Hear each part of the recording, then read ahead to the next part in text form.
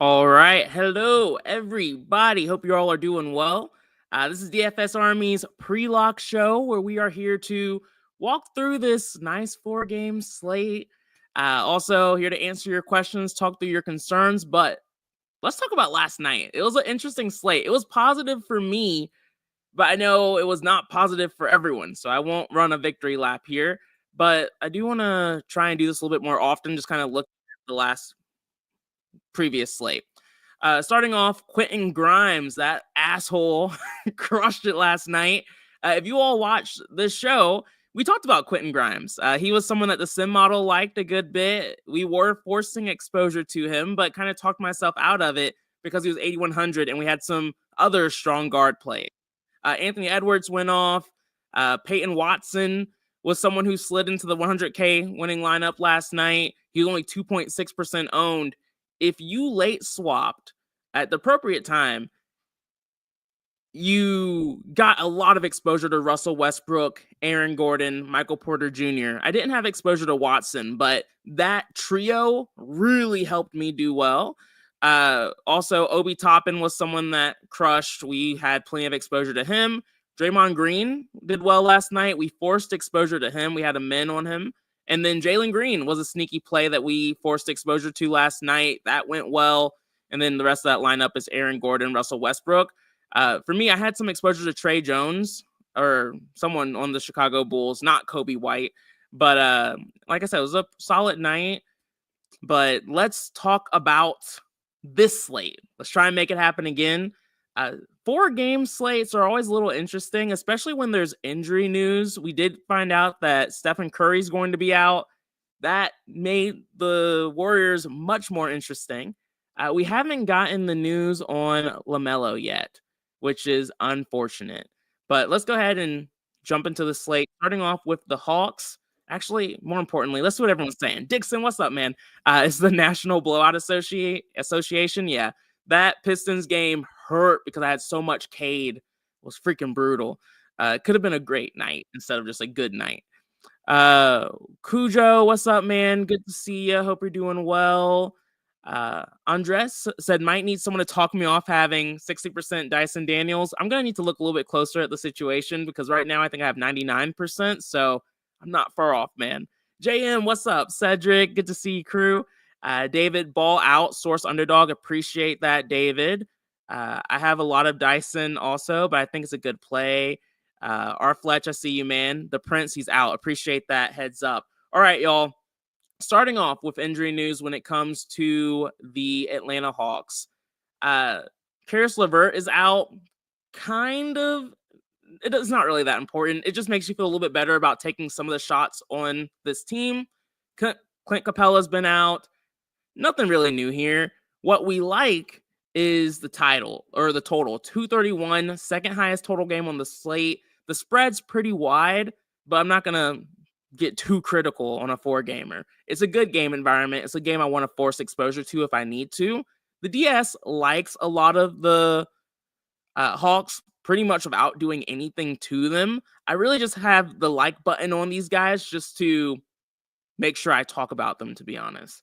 Trae Young has been in really good form, and then he has a good spot. There's not a lot of high usage guys on this team alongside him right now, so he's doing everything. He's a star play that makes a lot of sense. He's showing up in about 29% of my lines. I do think, and I'm willing to force more exposure to him depending on how things go. And like you can see, like in my last run, LaMelo was still in there, so I do expect Trae Young to jump into more lines now that we have that news. Jay, what's up, man? Andres said, so what I think you are telling me is I should increase my ownership. We'll get there. We're not there yet. Part of the reason why I have 99% is because I have a like on Daniels, but I need to evaluate the exposure I have right now because I am going to take the like off of some of these guys. And so they'll show up less just because of that. Okay, so like Dyson Daniels showing up at 99% of my lines. I'm going to take the like off of him because I don't need that much. I do like Dyson Daniels. Again, 6,900 player. They have a lot of injuries. He now has a decent usage rate. And again, the matchup's pretty neutral here. So I like these guys. I just don't need to have a ton, or I don't need to tell the DS to play guys it already likes. So Okongwu, I also like. Bigs against the Hornets is kind of still a thing for me, but it's really just Okongwu's been really good, great form, plenty of minutes, solid matchup. Trae Young, we also talked about. I'll keep the like on him since he wasn't showing up. Okay, last run he was showing up in 50% of my lines. I like 50%. I'll leave the like on him. Bit is also a solid play for me. The sim model liked him a bit. There's quite a few potential value options. I don't like him any more or less than some of the other guys in the 4,300 that we'll talk about in some of the other games, but I'll keep the like on him just to kind of keep him in the mix. And then Muhammad at 3,400, we don't have a ton of awesome value plays, and so the sim models made Muhammad stand out a bit for me. I have a like on him. It looks like he has some ownership. I don't care enough about a guy like Muhammad Guy to force a 10% min on him. I think he's a viable value play. If this game blows out and he sees a bit more run, like the spread kind of leans towards, he becomes more of an interesting play, but I don't play for blowout, so I'm just going to keep the like on him and let the DS do its thing from there. Let's see. And then that's pretty much it for me when it comes to the Hawks. I like them. They're a good team, a team I want to build around on this slate, but nothing too crazy there. All right. The LaMelo Ball news. That I'm glad we got it before lock. I knew we were because it's the first game. But the big thing for LaMelo is it just helps the rest of the starters, plus Nick Smith Jr. The matchup against the Hawks is one I always like to attack. The hard part with this Hornets team is that none of these guys are real basketball starters. So there's a lot of risk. Not a lot, but there's a little bit more risk here than other spots we kind of get a little bit more excited about. Mark Williams is playing tonight. Nurkic is playing tonight. He hasn't been seeing too many minutes. Diabat is in the mix.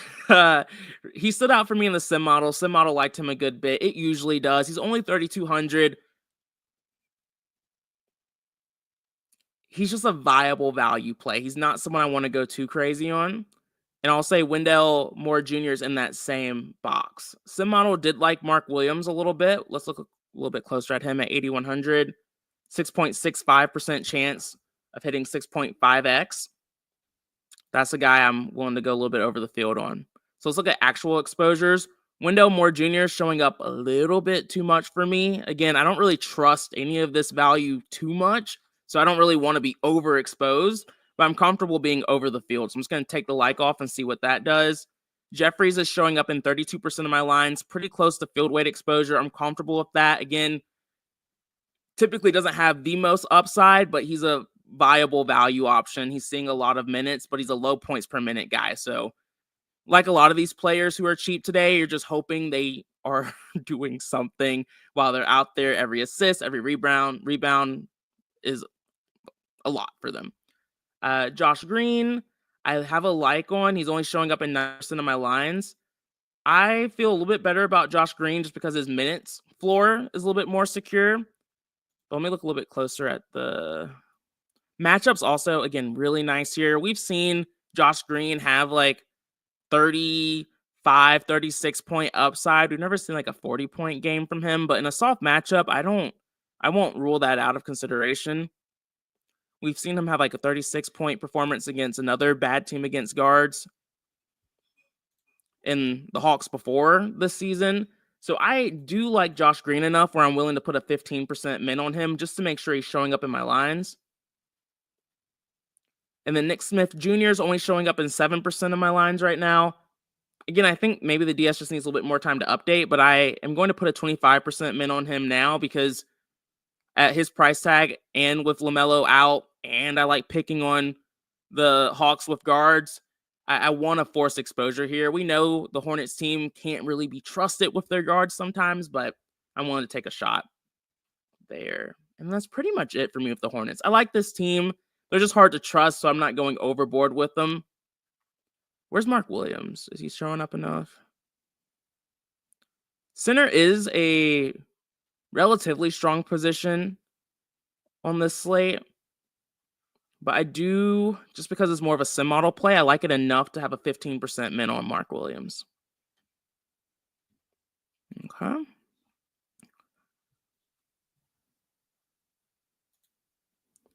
Tatum is out. Oh God. It was such a nice, calm slate. I already had a sneaky play from the Celtics that I was planning on writing up as a leverage play, but he's no longer going to be sneaky. So that freaking sucks. Jay, you hit the nail on the head. Literally looking at the Celtics already had a like on Pritchard. I was like, yeah, he's gonna be way too low owned on this slate at 5,800 with Brown out. But with Tatum out, it's just gonna be even better. Ball is going to be the play of the slate. Yeah, it's going to be an interesting one. Yeah, JM, Ball is out. He's officially out. So yeah, I'll force that exposure. And then looks like Nick Smith, we updated ownerships here. Thank you, uppers, for that. Looks like Nick Smith is going to be at 32%. I'm going to have a 35% min on him just to make sure we're close to field weight. And then Mark Williams' ownership is increasing a bit. I'll do 18% there. And then Diabot, where is he? He's not showing up. I know everyone's a little nervous to play him because he burns us a good bit. Is Ball starting B-dubs or like what happened there? Let me look and see what they're saying. Because he's going to be in every line with this projection we have right now. I'm just kind of curious on how we got there. But I'm not going to argue with it. Okay, he should start. Okay, sweet. Makes sense. We'll do one more run and see what's happening there. And I need to make sure I don't have a min I hate anymore. 15% on Josh Green, 18% on Williams, 35% on Nick Smith, and then Damian's going to be in every line. His projected ownership is 98.27. Yeah, he's going to be the lock of the night, which means we have a lot of solid value now, whereas we were questioning things a bit more earlier. And so that means Trae Young, his ownership's only going to go up. And I didn't talk about Ricochet, but he's another play that I like a lot. I need to look at him a little bit, not closer, but I just need to make sure he's showing up in my lines because he was showing up naturally. But now that we have more value, he was one of my favorite options. I just didn't need to force exposure earlier. So we'll see where we fall. He's just one of those high upside guys I like having exposure to on a small slate. He's volatile. Like he can burn you like a lot of these guys can on the slate, but I just like having a solid mix. Yeah, I'm glad I double checked that because Ricochet is nowhere to be seen. And he's someone okay, he's at 35%. I'm comfortable with 35%. I'm just going to put a like back on him just to make sure he doesn't fall too much. And then Okongwu also pretty much disappeared. I'm going to put a 25% min on him as well. All right. This game is it's going to start off hot, nice and early. And then we cool down a little bit. We have the Nets going up against the Celtics. No Brown, now no Tatum. Let me see. Was there any other random Celtics they decided to rule out on the slate? Yeah, no, not really. So the matchup is slightly softer for the Nets, but they play at a slow pace. I don't really expect it to matter too much for them. Look a bit closer with Tatum out. That's a bit of a better spot for Zaire Williams, but he's still 4,900, only seeing 26 minutes. Not a guy that I'm getting overly excited about. There was a world where I could talk myself into playing Cameron Johnson here, but nothing that I do that points, just when it comes to like who am I looking to target on the slate, points towards Cam Johnson, so I'm not going to go there. This Celtics team, let's see, has the DS updated yet? No, we'll come back to them once the DS updates to see who's popping, but before we got the news, I really liked Peyton Pritchard, Drew Holiday, and Al Horford. Derek White sees a nice increase in usage with Brown out, with Brown and Tatum out. Let me do a quick run and see.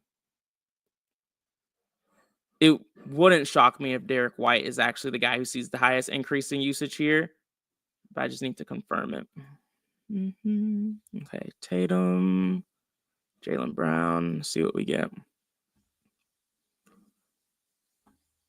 Al Horford was also in a pretty good spot with the sim model. I never like picking on the Nets because they play at a slow pace or a decent defense. But at this point, when you're missing your stars, someone else is going to have to come through. Spread is still pretty wide. I do think that'll probably get a little bit closer, but I still like these guys. So Derek White, someone that sees the highest increase in usage in this spot. Again, I'm going to wait and see what the DS does, but I'm going to put a like on him just to remind myself that he's someone I'm willing to force exposure to if he doesn't show up the way he needs to. Peyton Pritchard at 5,800. He was an awesome play to me before the Tatum news. Now he's a really good damn play. So I plan on forcing exposure if need be. Same story for Drew Holiday and Al Horford. We'll see where ownership falls, but I like this team significantly more than I did earlier. All right. For the Bucks, this is an interesting spot because the Warriors have been a pretty good defense, really post All-Star break, but they've been solid this season in general. Typically not a team I like to pick on too much unless I'm playing bigs. I'm a little conflicted because the sim model did like a few of these guys. I can already tell you I'm not going to force exposure here, but because of the value we have, Giannis is going to be very easy to afford. Right now, he's showing up in 98% of my lines. I'm going to take the like off of him. Maybe that's doing a lot of heavy lifting, but I don't feel like I need him on this slate.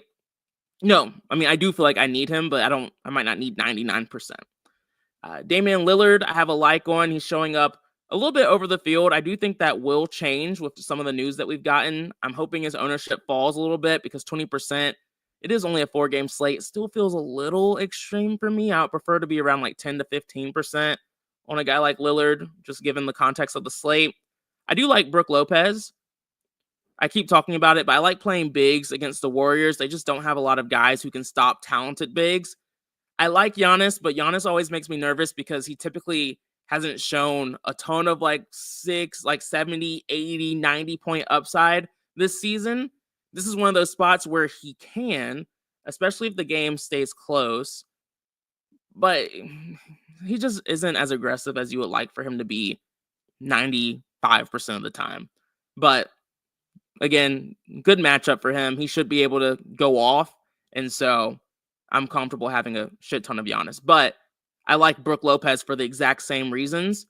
He plays plenty of minutes. He's not always the go-to guy. We've had him disappoint us plenty of times. He's not usually the best fantasy point performer, but in softer matchups, he usually comes through. We saw it on the 13th against the Lakers. He had a 47-point fantasy game. Not often. Like we saw a 19-point gamer against OKC, 12 fantasy point game against the Pacers. And then before that was the Lakers game where he had a 47-point game. And that's because it was a softer matchup. So you don't want to go too crazy here. It can get real ugly real fast with Brook Lopez, but I like him showing up. And right now he's not showing up. And so I am willing to put a 10% min on him. Again, I'm going to have to keep a close eye on ownership. If he falls into like that 2-3% range, I'll just put a 5% min on him instead of 10. And then Prince and Kevin Porter Jr. are just viable value options. They're the exact opposite type of player. Taurean Prince plays a crap ton of minutes. He does jack shit while he's out there 9 times out of 10. He's a low usage rate player, low points per minute guy, but he has some upside at 4,100. And then Kevin Porter Jr. does a lot while he's out there, but he doesn't see a lot of minutes, unfortunately. So there are guys I just like having in the mix. I have a like on them. Sim model liked both of those plays. And so let's see, how much are they showing up? Prince right around 8%. That feels appropriate. Kevin Porter Jr. right at 11%. Also appropriate.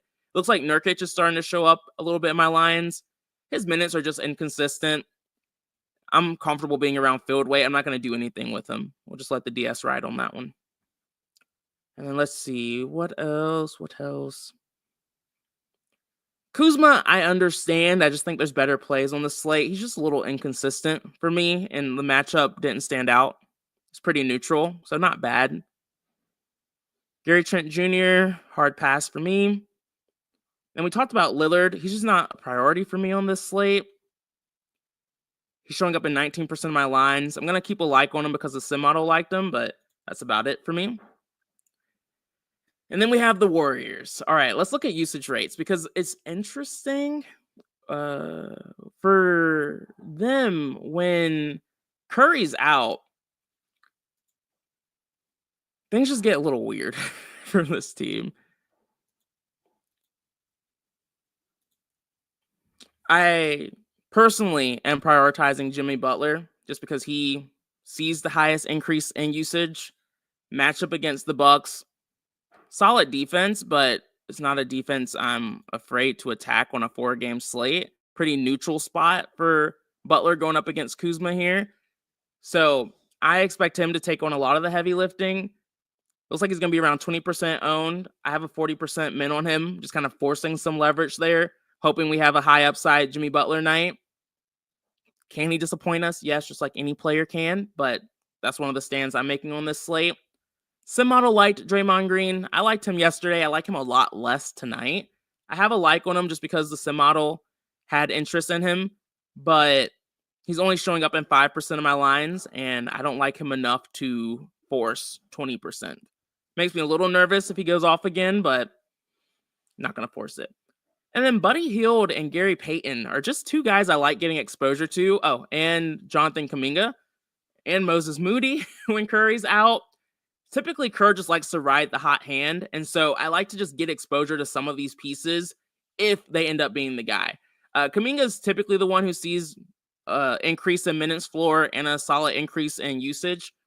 Sometimes they play a little bit bigger with Curry out.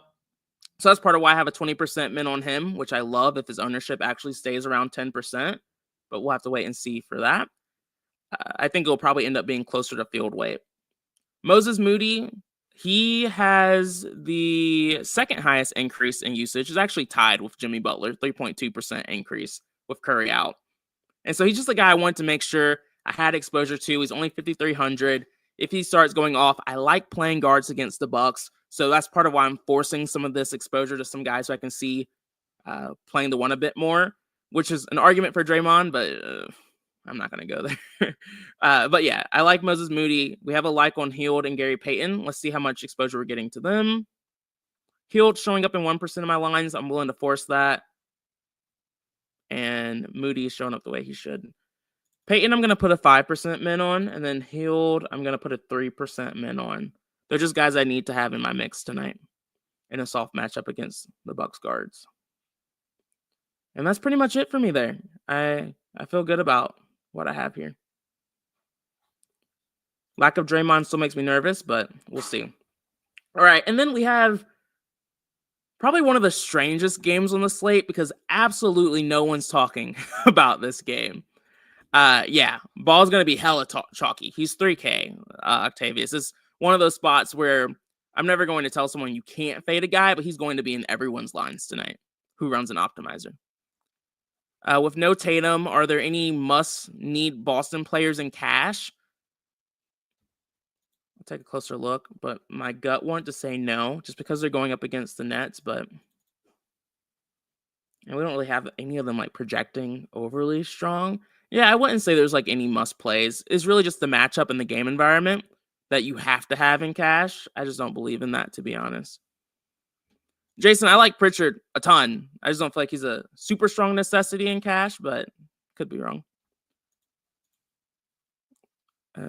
Also, it's been a while since I've played cash games, to be honest, so I might not be the go-to resource for that.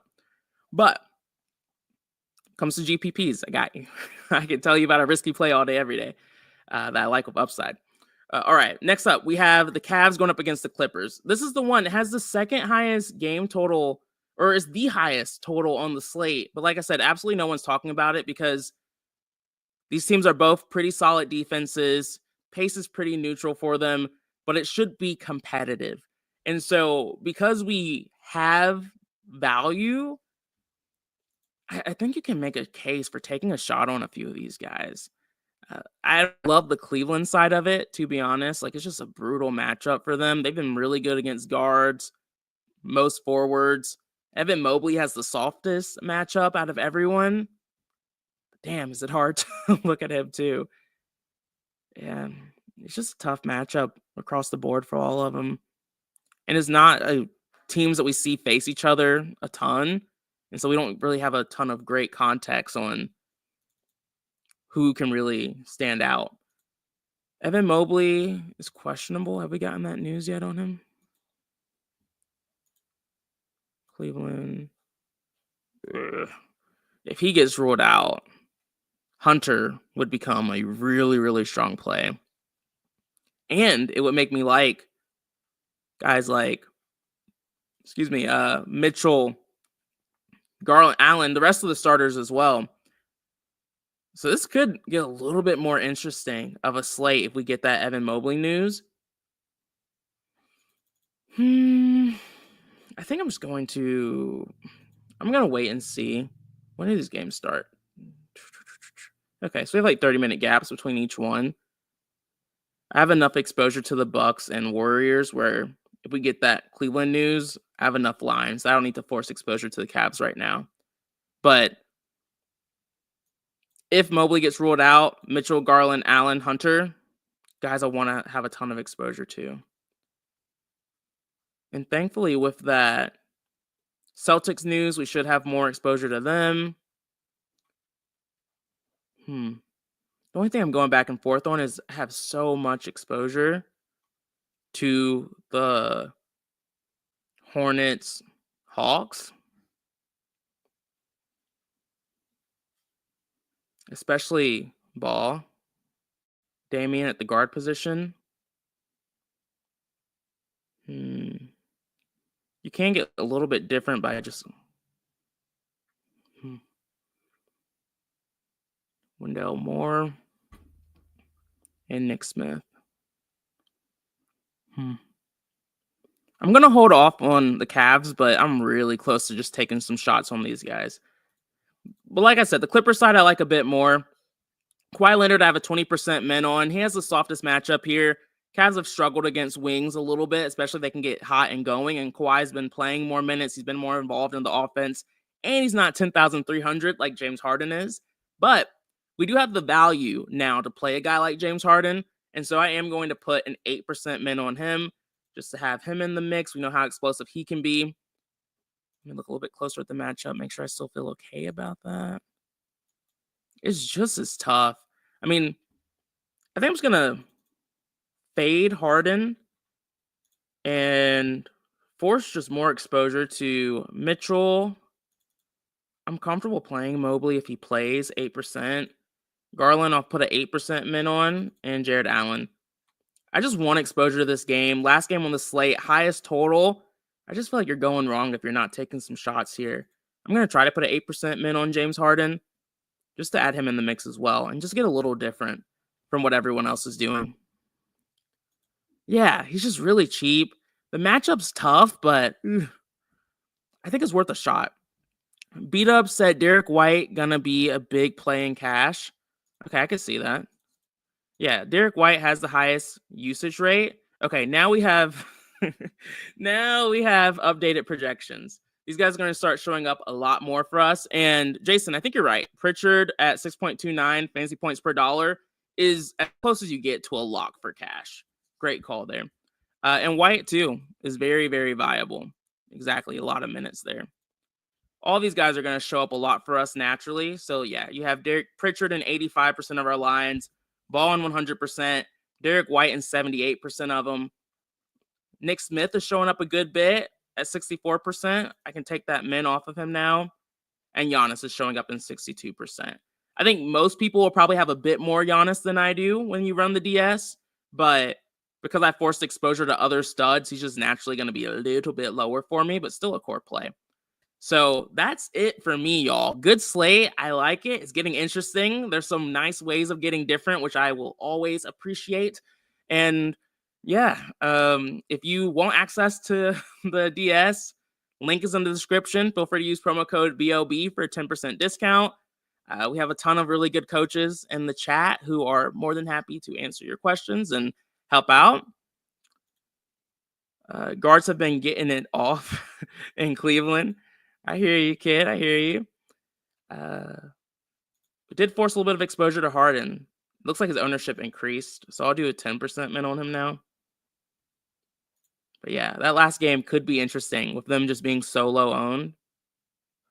just having some exposure is just a nice way of us getting different. I don't love the matchup for any of these guys, but I care more about getting different on a 4-gamer than the matchups themselves. As long as there's still a case to be made for upside, and we talked about it, total, close spread, always going to take a shot on that. I'm interested in seeing how this final run looks, though. As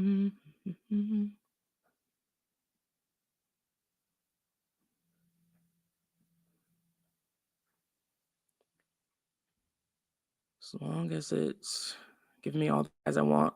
Jimmy Butler's ownership increased to 31%, so 40% is not real leverage anymore. I mean, it's literal leverage, but it's not like my usual definition of a leverage play.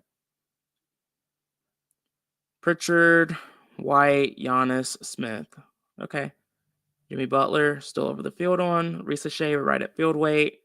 Williams double the field. Kuminga basically double the field. Okongwu slightly over. Trey. Ooh. I do still like Trey as one of my favorite pay-up options, so I'm going to put a 40% min on him. Jeffries and Wendell Moore, I just honestly could not care less about. They're both fine value plays, but I'm not going to do anything to them. Niang, the sim model, liked a good bit, so I do want to make sure he doesn't fall too much more. Kawhi, we talked about. Josh Green, solid. Then we have the men's. Horford is disappearing a little bit, but I'm never the biggest Horford guy, even when he's been good. Dyson Daniels has all but disappeared. We liked Dyson earlier. I think it's just there's better options than him, is what I have to assume is the case. He still has decent upside in this spot. Decent points per minute guy, 34 minutes. Let me see. What's ownership looking like on him? Dyson Daniels, Atlanta. Okay, he's still looking pretty chalky. Let me double check some other places too. Yeah, I mean, I still like Dyson. I don't want him to fall too much. I do like Derek White more head to head. But again, I just don't want to forget about some of these plays that I liked earlier. Sometimes you can move on for good reasons, but ideally I would have a mix of White and Daniels in some lines. And that's part of why I just look at these exposures. I just want to see like, hey, I like a lot of what the DS is giving me, but who are we forgetting about? And sometimes it forgets about people for good reason, but other times it doesn't. So you kind of have to, you don't have to, but I like to make some adjustments just in case. Cover me, not on all sides, but the ones that make the most sense. Okay. Now Giannis fell a bit more. Have a lot more Jimmy, though, which I'm comfortable with.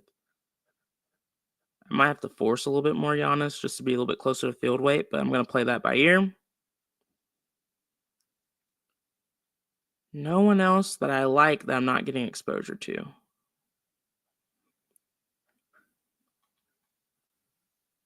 Okay. Just going to double check the expensive pay-up options. Yeah, I'm just naturally going to have a little bit less Giannis because I forced some exposure here. But like I said, I think Trae Young and Giannis are the two best pay-up options on the slate. So they are the guys I'm willing to put some mins on to make sure they show up the way they should. Just because I like them the most, though, doesn't mean anything. Like all the time, like yesterday, I liked Fred VanVleet a little bit more than Jalen Green, but Fred VanVleet sucked and Jalen Green crushed. So just because I liked Fred VanVleet more, didn't really matter at the end of the day. As long as I had exposure to both, that's what helped out. Okay, Jason said Batum has a nice history versus Cleveland, and he's like 3K, averages 20 versus Cleveland. Let's look at Batum, see what's going on here. Batum 3,300. I think the concern is just his lack of minutes. Let me just look at some recent production and see if there's like any signs that he might see a little bit more run here.